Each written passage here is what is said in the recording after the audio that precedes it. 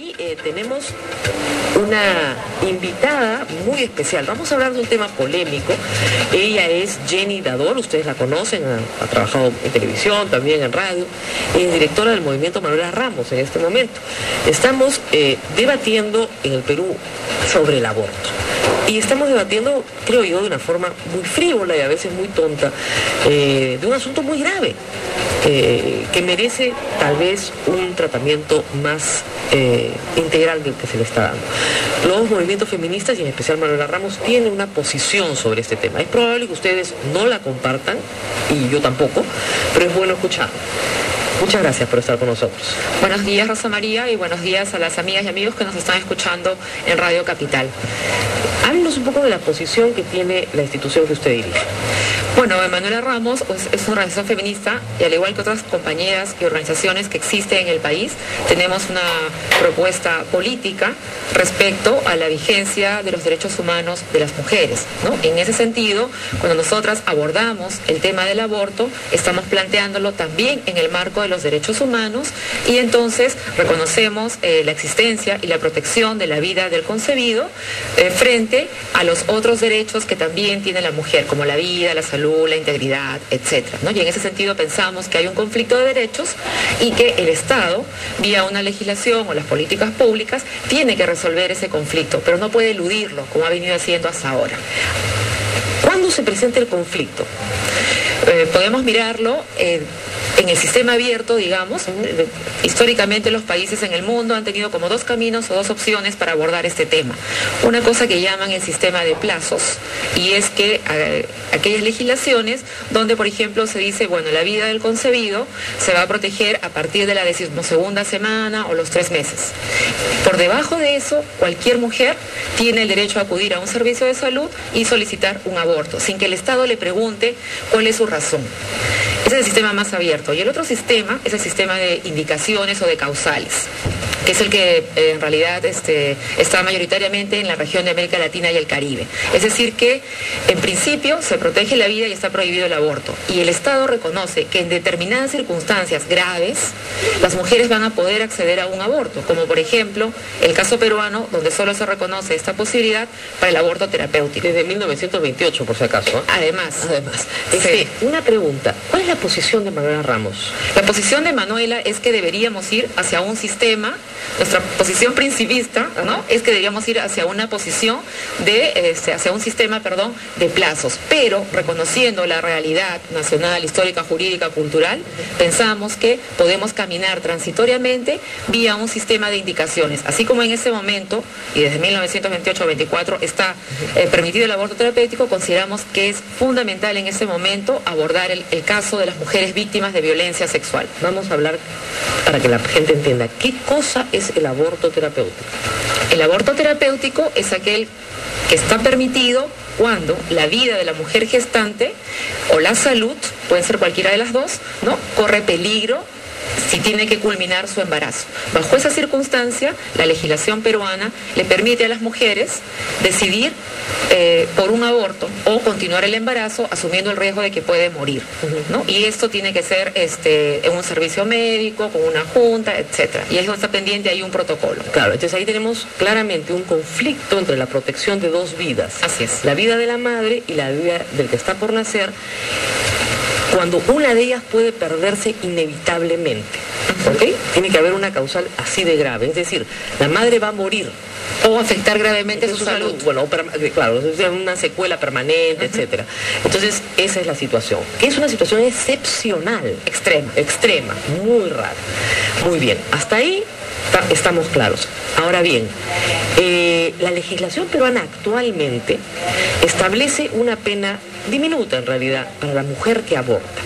La mujer que aborta tiene como pena máxima 6 meses de prisión. Hoy, en el Código Penal.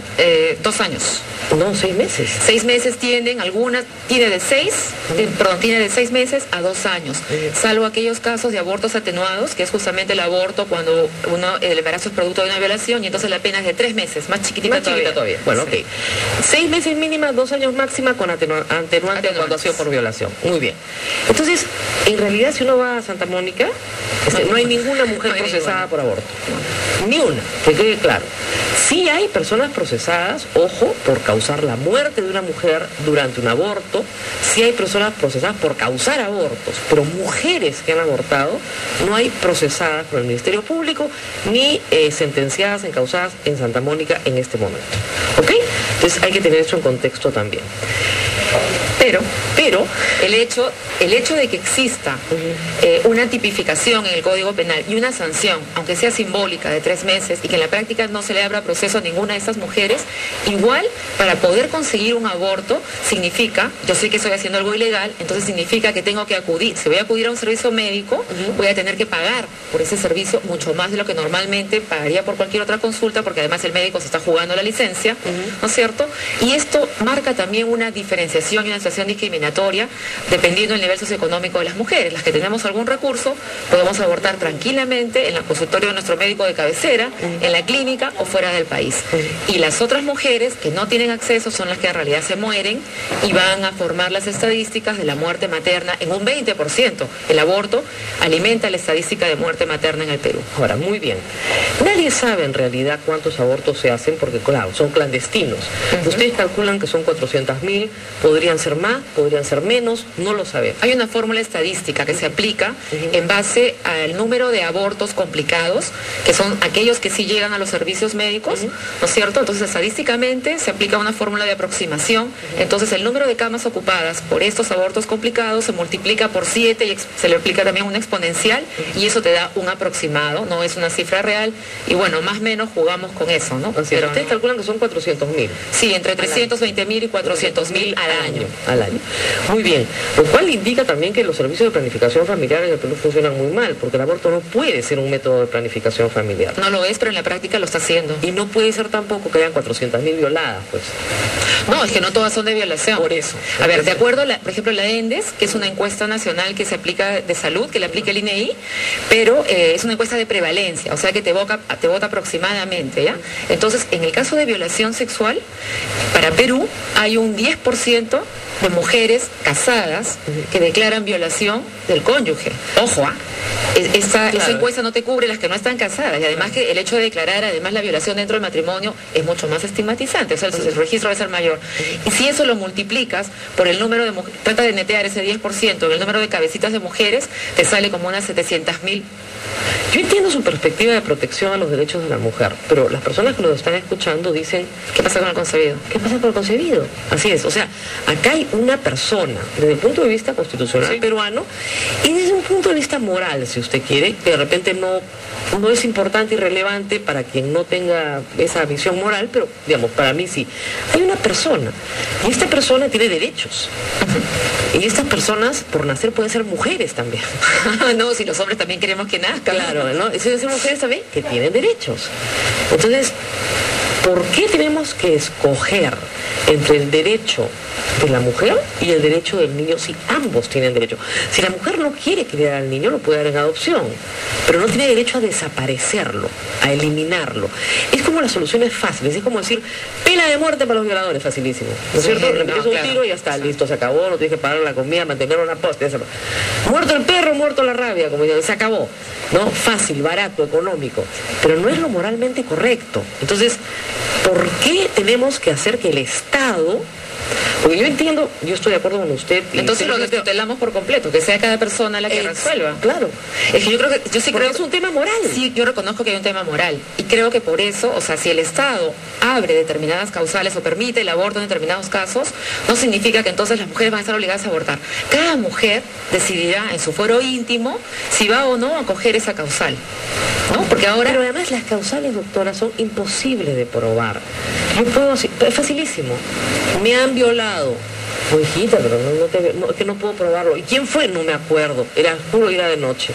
Entonces, todas han sido violadas, pues. De experiencia que tenemos en los países de América Latina, donde existe esa posibilidad de abortar, invocando un embarazo por violación, no ha operado así, ¿no? Existe en Argentina, existe en Bolivia, existe en México, existe en Colombia y en Ecuador. Pero, digamos, es facilísimo mentir. Es fácil, la causal no puede ser verificable. Está bien, pero no, a ver, perdóname un segundito, pero no por carecer por un mecanismo de prueba vamos a anular la posibilidad de encontrar una salida. Tendríamos que ponernos ingeniosas y pensar en alguna posibilidad, ya sea vía denuncia policial, vía, en el caso de México, era vía denuncia a nivel del Ministerio Público, donde se inicia la investigación. Obviamente, no estamos hablando de casos que duran 6 años como en el Perú, ¿no? Porque si no ya no vas a abortar, tu hijo tiene 15 años. Exactamente. Claro. O sea, si haces un procedimiento por violación, pasan años. Sí, tendría que ser un indagatorio preliminar. Claro. O sea, entonces yo digo, sí, pues me violaron. Yo tengo permiso del Estado para abortar. Y siendo un acto inmoral. Pero ya es decisión de la persona. No, ya lo sé, pero la pregunta es acá, ¿por qué el Estado tiene que...? O sea, yo entiendo, por ejemplo, en el Perú, el consumo de drogas no está penalizado. No, claro. Es un atentado contra la salud, sí, pero claro, cada persona decide... ¿El Estado debe promover el consumo de drogas? No, pero en este caso el Estado no debe promover el aborto, el Estado debe promover la información, el acceso a métodos anticonceptivos. Pero mira, el acceso a métodos anticonceptivos es bien bajo en muchos lugares. Encima teníamos anticoncepción oral de emergencia, ya no tenemos. Se vende en las farmacias, pero siempre está diferenciando entre las mujeres que tienen dinero y no. Entonces, no tienes acceso a métodos, está restringido. Te embarazas y tampoco tienes la otra opción. Entonces es como que te prohíben el antes y te prohíben el después. No, es que si lo único que daría es no tener sexo. Perdóname, si te embarazas, ya pasaste es como si el niño hubiera nacido. No, porque, a ver, yo entiendo... Si el niño nace... Pues es que no ha nacido. Ya, pues lo mato y se acabó. Pues María, no ha nacido, porque jurídicamente, yo entiendo que hay un tema moral, pero jurídicamente también el mundo jurídico está lleno de conflictos de derechos y de intereses. Y las y los abogados históricamente defendemos, ¿no es cierto? Y hacemos ponderación de derechos y todo el tiempo decidimos entre uno y otro, maximizando siempre la realización de algún derecho sobre el otro. En todos los países jurídicamente, el Tribunal Constitucional colombiano tiene además un desarrollo de esta sentencia en ese caso, se pondera un derecho y el otro. Se pondera la vida del concebido con la vida de la mujer.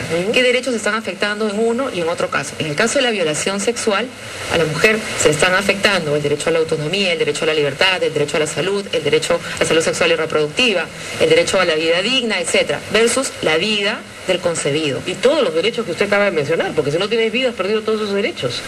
Pero la vida, es que la vida hoy en día tampoco, en el mundo jurídico, no es un derecho absoluto. Pero es probablemente el derecho más importante. Es el más importante, porque si la vida, somos de la libertad es el que sigue y el tercero sería la propiedad. Y la libertad, qué importante, porque esta mujer, o sea, tiene un embarazo impuesto.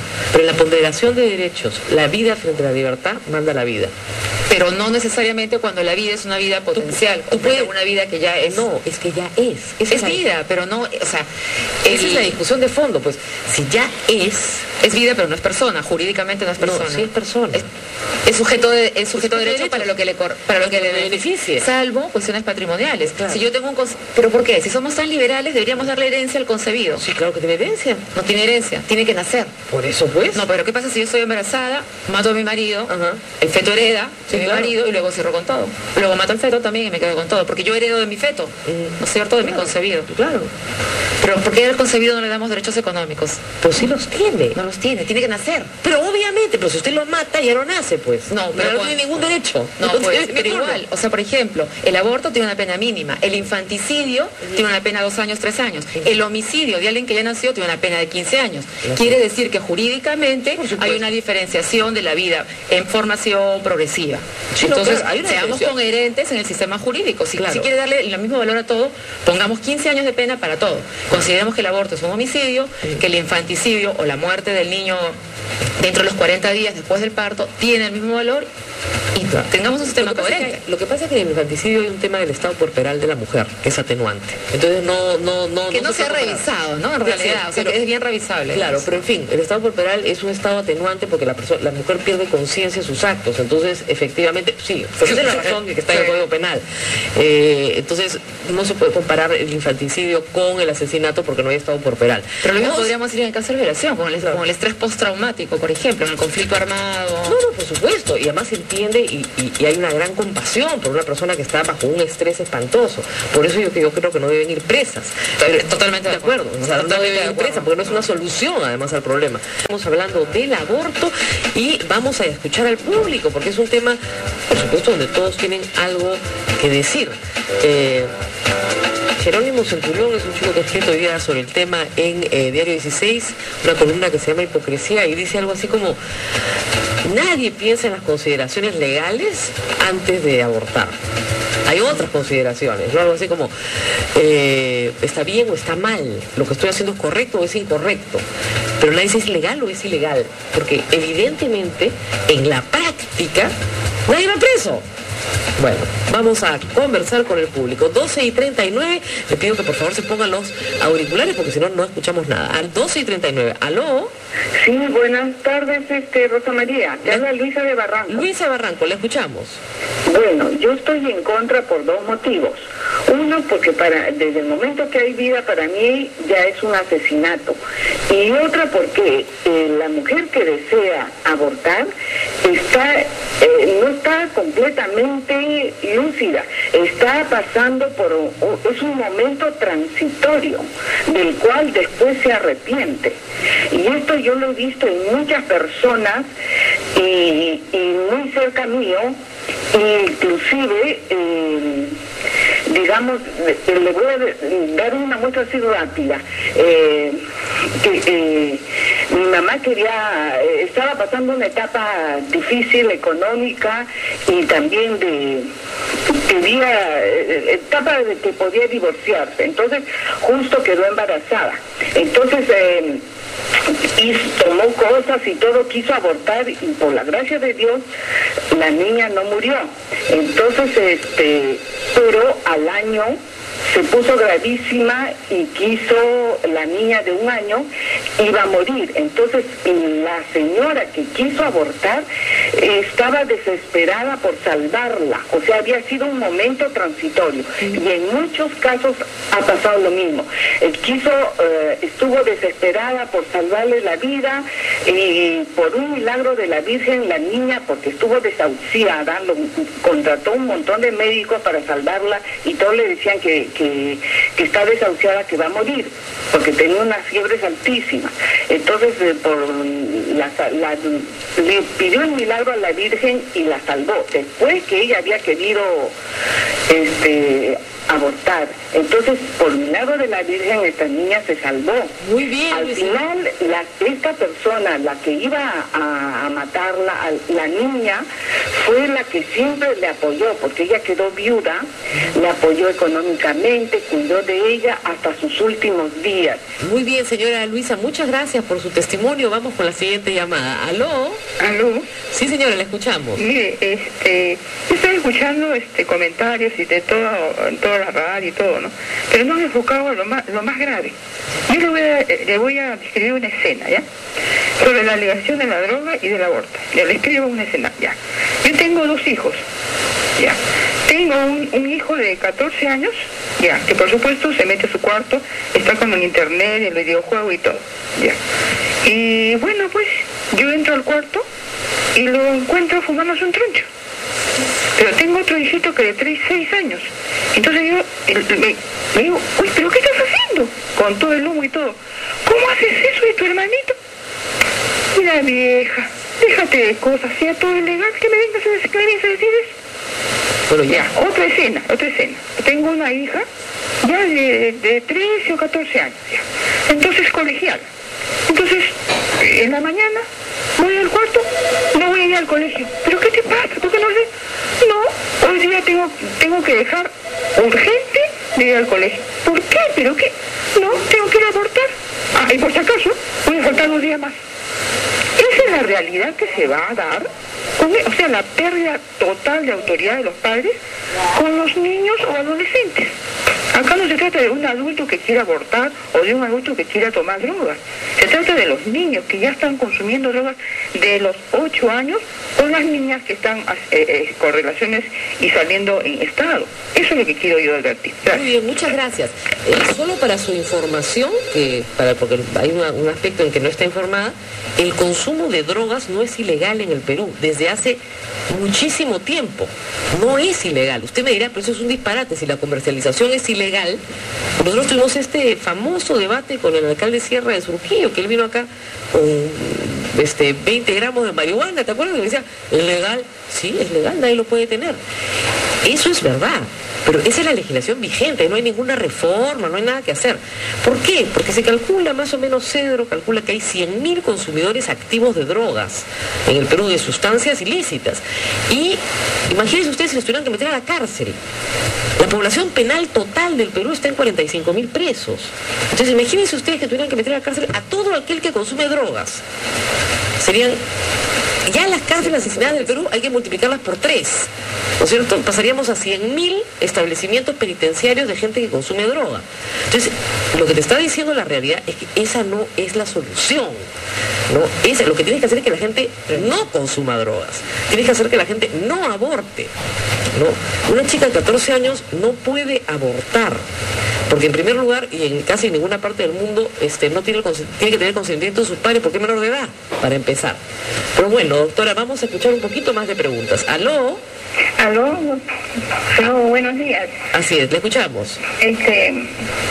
Mi opinión es que depende de la situación que haya aborto. Hay violencia, supongamos, ¿no? Que sea un muchacho de mal vivir, así haya una niña que sea menor de edad, que lo violen entre varios. ¿Usted cree que ese niño puede nacer bien? No, la pregunta es ¿qué culpa tiene el niño? O sea, lo que han hecho es, claro, lo que han hecho esos hombres es malo. Es malo, tiene que ser sancionado y probablemente deban ser ir a la cárcel ellos sí, porque no pueden hacerle eso a esa niña, a esa mujer. Pero la pregunta que todos hacen es, ya, ¿y la criatura que está por nacer tiene culpa de algo? No. No tiene culpa. Pero también sería traumático también para la chica. Sí, por supuesto, es entendible. Muchísimas gracias por su opinión. Vamos con la siguiente llamada. ¿Aló? ¿Aló? Sí, señora, buenas. Buenas, un caballero. Buenas, pero buenos días o buenas tardes, creo ya, ¿no? Buenas tardes, sí, lo escuchamos. Sí. Bueno, solo un comentario inicial. Creo que entendí el mensaje de la señora anterior que hablaba sobre los casos de 2 niños en supuestos de droga y de aborto. Yo creo que la señora más decía, y debe entenderse por el asunto que hay una ley que lo ampara. Y ya los padres como que salimos sobrando, ¿no? Creo que por ahí va el asunto. No sale sobrando, porque el niño que consume drogas está bajo la patria potestad de su padre. Y un jovencito de 18, perdón, un joven hijo también de 18 años. Sí, si consume drogas ya es libre, es adulto. Y ahí viene el problema, pues. No, el papá le puede decir, mi hijito, te vas de mi casa. Pero la ley lo ampara, pues. No, la ley no lo ampara. Si vamos a despenalizar la droga, señora... No, ya está despenalizada, hace años. Escúcheme, está bien, está despenalizada. Está despenalizada en el sentido del consumo, ¿no? Por eso, pues. Ya. Pero si se le va a dar la ley, ¿cómo se llama? Una ley en la cual se libera totalmente, en el sentido de que el padre ya prácticamente no tiene ni siquiera opción a hacer nada, entonces viene el problema. No, es que eso nadie lo ha planteado. Los menores de 18 años están bajo la patria potestad de sus padres. Estamos en el Perú, señor. Pero en el Perú... Y sabemos cómo sacarle provecho a la ley. Pero, a ver, volvemos a empezar, ¿ya? Porque creo que no me está entendiendo bien. 12:47, muchas gracias por su llamada. Volvemos a empezar. Los niños están bajo la patria potestad de sus padres. Los niños son todos aquellos menores de 18 años. Una vez que una persona cumple 18 años y tiene DNI y no sigue con éxito una profesión o oficio, su padre no tiene por qué mantenerlo. Si es un chico que usted le roba las cosas para drogarse, lo puede echar a su casa. ¿Es una solución? No lo sé, pero eso puede pasar. No está obligado con una persona que consume drogas a tenerlo en su casa. No está obligado. ¿Ok? Y esa es una decisión personal de esa persona.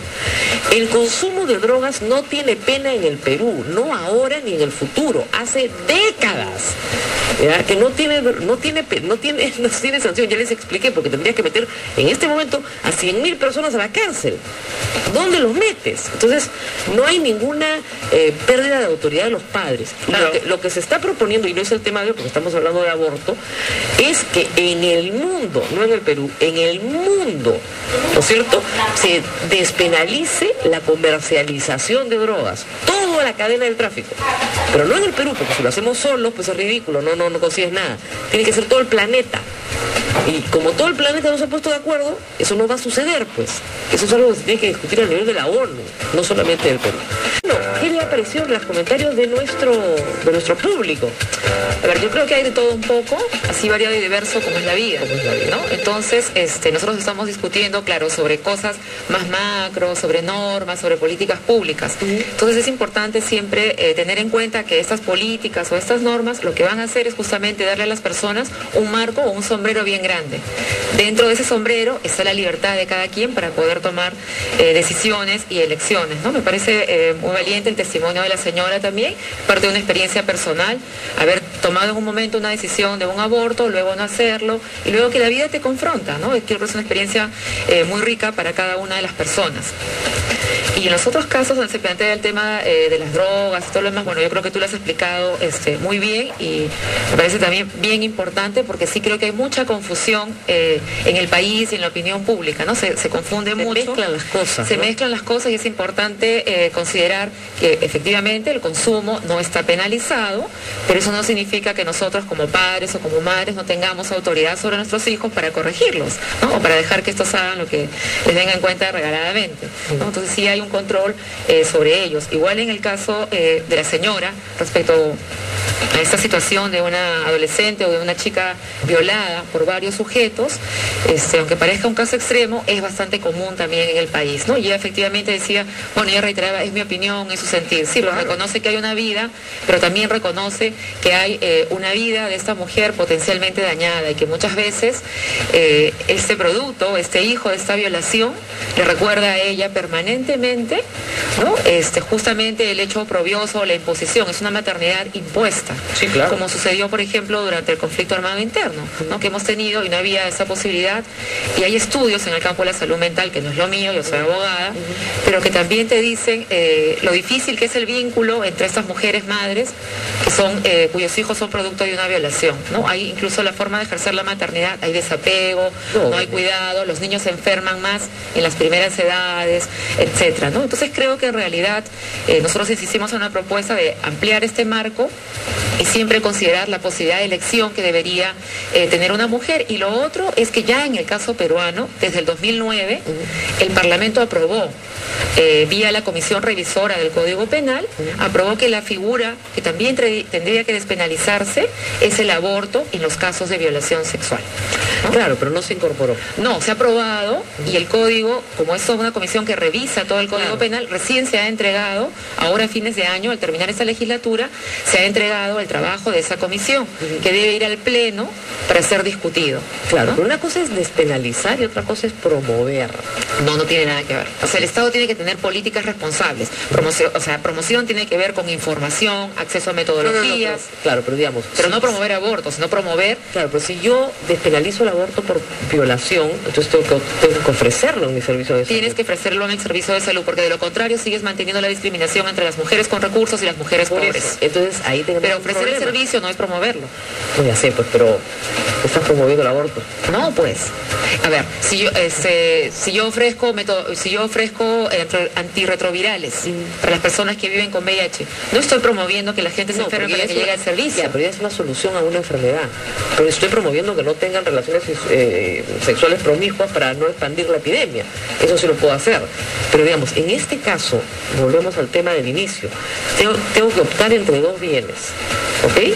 Tú lo que puedes decir, esa mujer no debe ir presa, ni en el caso de violación, ni en el caso en que no haya violación. Ya, tú estás planteando una figura similar a la del consumo de drogas, legalizar el consumo, o sea, en el sentido de que no hay una penalización, no se va a ver expuesta a esto. Porque no hay, pero no ofrecer los servicios del Estado. Claro, yo no te ofrezco droga, pues. Ya, esa es otra posición, está bien, comprendo lo que planteas, es una posición intermedia también en algunos países. Claro. Nosotras ahí frente a eso decimos que nos parece que igual dejamos sin resolver el problema para aquellas mujeres que no tienen recursos. Tendríamos que ver una... Claro, pero el Estado lo que le está diciendo a las mujeres, mira, nosotros consideramos que esto es inmoral. Es como el adulterio. Pero resuélvelo tú. Es como el adulterio. adulterio. Que dejó de ser delito desde 1991. Así es, el adulterio no es delito en el Perú. No, pues ¿No? es feo, ¿no? Es feo, es horrible, es inmoral, por supuesto, hace daño, causa tragedias familiares, es espantoso, hay problemas psicológicos, de todo lo que tú quieras, pero no es delito. ¿Está mal? Por supuesto que está mal, pero no es delito. Entonces, esa es la discusión que deberíamos tener, porque a mí, digamos, lo que el Estado diga sobre la moral finalmente es una cuestión absolutamente individual. Así es. Pero lo que el Estado diga sobre una política pública es otra cosa, ¿no es cierto? Entonces, esa es la discusión de fondo. ¿Qué es lo que el Estado tiene que decir? Inmoral va a ser para mí y para todos los que creemos que es inmoral, y no lo vamos a hacer. Pero desde el punto de vista del Estado, ¿no es cierto? Es qué es lo que le toca al Estado frente a esto. Meter presas a las personas que hacen esto. De ninguna manera. Muy bien, la respuesta es no. Entonces, ¿qué hacemos? Bueno, la respuesta es... Pero no solo por un tema de cárcel, ¿no? No solo porque tendríamos 400.000 mujeres en la cárcel, sino porque en realidad se funde un hecho injusto, ¿no? O sea, porque hay un tema, como dijo la señora que nos llamó, de compasión. De compasión. Nadie llega a un aborto fácilmente ni saltando en una pata. Lero, me voy a abortar. O sea, el caso de la señora que decía al día sí, no voy 2 días al colegio tampoco. No es así. No es así. Siempre es una decisión muy difícil para las mujeres. Muy difícil, muy complicada. Es un momento de desesperación. Así es. Del cual además te vas a arrepentir probablemente. Muchas, no todas, algunas sí. Se arrepienten. En fin, entonces es un momento trágico para una persona. No es un momento de gran alegría y felicidad.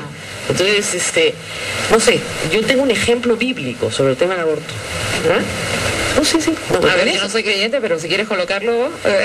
sobre el tema del adulterio, en realidad. Del adulterio. Y de las penas por el adulterio. No sé si ustedes recuerdan el pasaje de la Biblia de la mujer adúltera. ¿No es cierto? Cristo está a punto de observar una lapidación de una mujer adúltera. El adulterio estaba penado, es decir, tenía una sanción penal. La sanción penal era la lapidación, es decir, a la mujer la agarraban a pedradas y la mataban a pedradas. Como pasa todavía en algunos países. En algunos países musulmanes, muy bien. Entonces, la pena era la lapidación. ¿Había una sanción penal? Sí. ¿Había un Estado que le imponía? Sí. ¿Cristo le dice a la mujer, ay, qué bueno que eres adúltera? No. Dice, quien esté libre de pecado que tire la primera piedra. Todos se van. Media vuelta. Pero le dice a ella, anda a tu casa y no peques más. O sea, lo que has hecho está mal, pero no merece ser lapidada. Yo creo que en el caso del aborto funciona una cosa parecida, igual que en el adulterio. No merece ser metida a la cárcel, pero lo que has hecho está mal. Ese es el mensaje que tiene que llegar. Interesante, ¿no? Sí, claro. Bueno, en realidad la Biblia que si no recoge justamente las vivencias de un determinado momento, pero que reflejan situaciones. Claro, porque pudo haberse parado Cristo y decir que la lapiden. Claro, pero por pecadora. Pero mira, qué interesante que lo coloques, porque también eso nos lleva a otro lado que generalmente se nos escapa cuando hablamos del aborto. ¿Dónde están los engendradores? ¿No? Porque el aborto termina siendo un problema de las mujeres. Sí, lamentablemente. ¿No? Están absolutamente solas en una situación terrible. 12:58, tenemos un par de llamadas más. ¿Aló? ¿Aló, señorita? ¿Aló? ¿Cómo está, Rosa María? Sí. O sea, quisiera opinar. Yo no estoy totalmente que se satanizarice el aborto. Lo digo porque yo en mi juventud he tenido relaciones con chicas y mis amigos de mi grupo han tenido y han cometido ese error por no usar de repente un preservativo o la vergüenza de hablar a un padre, ¿no? Decirle cómo hacer eso. Y creo que más el tema es educativo, ¿no? Del colegio. Y tener un hijo a estas alturas, como está la situación mundial, ¿no? Está muy superpoblado, ¿no?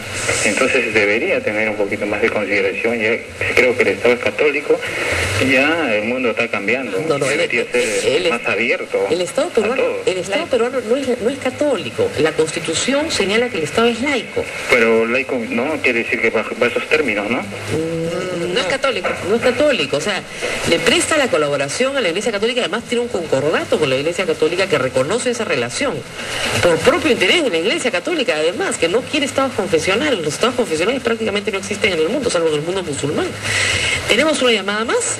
Chinito, sí, la última ya antes de la una. ¿Aló? Hola, Rosmaría. Sí, señor, escuchamos. ¿Qué tal? Entiendo que tu ponente está preocupada por las mujeres que de alguna manera están en la disyuntiva de decidir si abortan o no. Y me parece bien. Pero me parece también que la señora, o la señorita, no sé, está preocupada también porque el Estado informe bien a las mujeres que están en esta situación. Pero no han hablado nada acerca del síndrome post-aborto, de lo que habla la Sociedad de Psiquiatría Norteamericana, que habla también la Academia Real de Obstetricia de Inglaterra, que habla más o menos de un porcentaje del 70 o 60% de mujeres que terminan con problemas psiquiátricos después de un aborto. Entonces, yo no sé si es que eso es información irrelevante porque no veo en la página de Manuela Ramos que se hable al respecto. Y otro punto que quería tocar era, yo entiendo que tú eres abogada, Rosa María, tú nos puedes aclarar si es que acerca de un delito se puede hacer un protocolo. Perdón, Como es lo que se plantea. Perdón, hacer un Si protocolo sobre un de... delito Ajá. se puede hacer un protocolo, porque el aborto sigue siendo delito a pesar de que no esté penado en ciertos casos. Claro, lo que pasa es que en el aborto terapéutico no es delito, entonces sí tiene que haber un protocolo. Ese es el tema. Muy bien, muchas gracias por su llamada. Pues, muchas gracias. Y vamos a la hora, pero nuestra invitada tiene que responder por Chinito. Ya, vamos a... Magnesol, el sol de tu salud, da la hora. 1:00 de la tarde. Magnesol es salud. Magnesol es prevención. Prevención es salud. Salud con Magnesol. Muy bien, y estamos aquí simplemente con unas respuestas más de nuestra invitada. A ver, bien cortito. En el caso de la última pregunta que nos hacían sobre los estudios psiquiátricos, sobre el síndrome posaborto, en el caso de las mujeres, bueno, nosotros no tenemos información sobre ese tema colocado en nuestra página web porque en Manuela Ramos tenemos servicios jurídicos, no tenemos un servicio jurídico integral. Justamente una de las cosas que adolecemos nos encantaría tener es contar con psicólogos y psiquiatras para poder trabajar de manera integral con las víctimas de violencia sexual con las que trabajamos. Pero lamentablemente solo somos abogadas. Entonces, como no somos todistas, no podemos entrar a otras disciplinas y desde las cuales yo no puedo permitirme opinar sobre la psiquiatría conozco que hay estudios, sé, y también creo que, me imagino que como cualquier otra decisión que toman las personas en la vida, pues algunas nos arrepentimos, otras no, y será pues un conflicto con el que hay que arrear en algunos casos. Respecto al Estado, sí, pues reitero lo que decía Rosa María, el Estado peruano es laico y es más, desde diciembre de este año hay una ley de desarrollo constitucional que es justamente la ley de igualdad de libertades religiosas o igualdad de credo, supuestamente, ¿no? Donde se reconoce ya de manera normativa la existencia de las otras religiones, el registro del Ministerio de Justicia, etcétera, etcétera, ¿no? Y el Estado en ese sentido no debe legislar de acuerdo a ningún precepto religioso, ¿no? Sino de acuerdo a lo que es un Estado laico y a políticas de Estado. Y en el tema educativo, definitivamente es un tema de educación y de formación, de información previa, pero no debemos solamente cargar esto al Estado, ¿no? Es una labor que también tenemos padres y madres. Muchas veces uno dice, que en el colegio le enseñen.